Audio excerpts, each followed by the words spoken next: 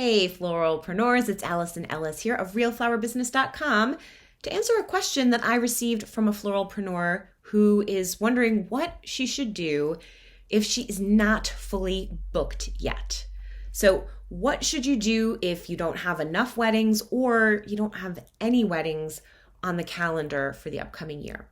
This is a real question. You are not alone. There are other people who are also, everyone's talking about this wedding boom and you're sitting in the background like, yeah, what about me, right? You're not alone. You're not alone. So what can you do though? What's the actual practical thing you can do? I've got 4 steps that you can take if you are not fully booked yet and you really need to take action.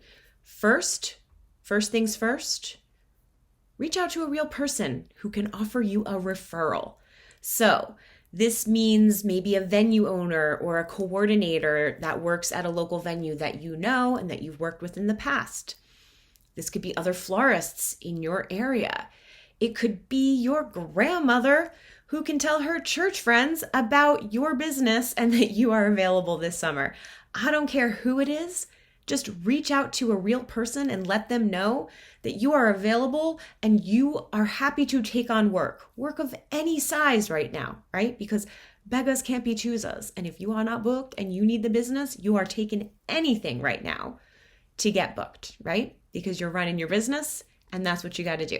So you're putting out your feelers and you're continuing to reach out to any real humans that you know who can offer you a referral.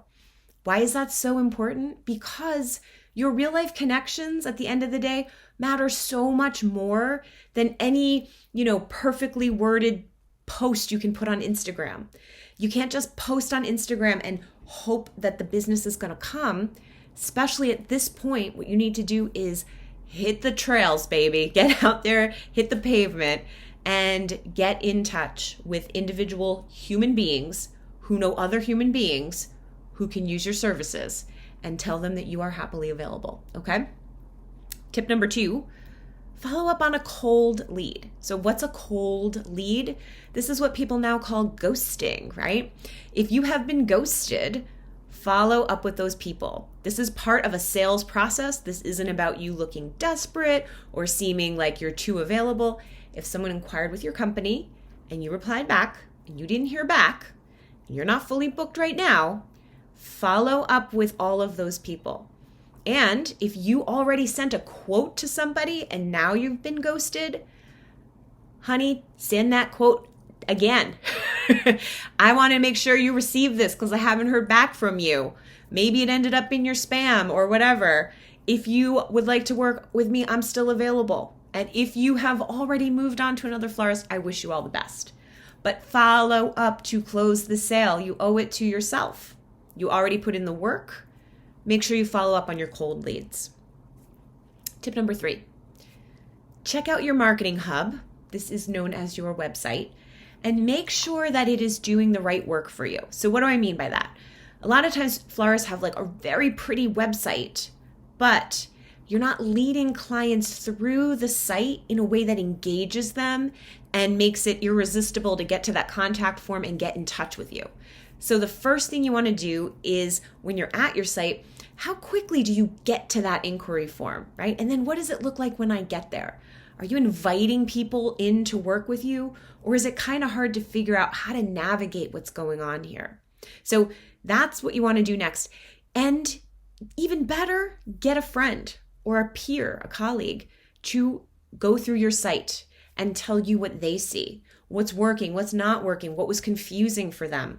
Because you want real input from real people at this point to make sure you're going in the right direction as you move forward, because you need to attract more clients. Your website is almost always going to have a problem spot that's like a little hiccup keeping people from clicking into that inquiry form, okay? So that's something you can work on and it's easily fixable. Good news, okay? The fourth thing you can do is ask one of your past clients for a review. It's just that simple. The reason to do this is twofold. One, you're going to feel really good when you get that nice review, and you're kind of having a tough time right now feeling down that you aren't fully booked. So it's kind of going to give you that little bit of hope to hold on to for a second that I am really good at this job and look how happy I can make people. And this is worth it. This is worth fighting for, because being an entrepreneur is hard work and it is a journey, and it isn't like, you could be fully booked one year and then not the next. It doesn't mean you're doing anything wrong. It just means maybe you could be doing some things a little more right. And one of the first things you can do is get a review. Pump up your own ego for a minute.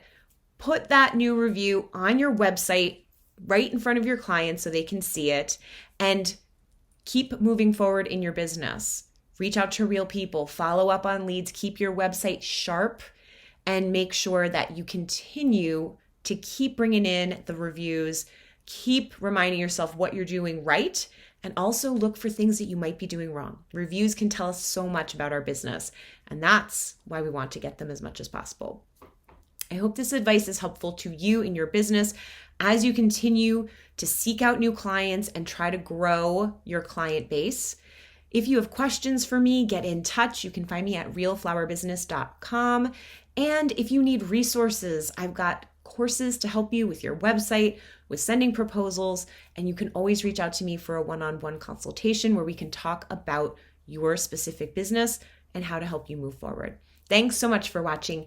Keep doing beautiful work, and I'll see you next time. Bye.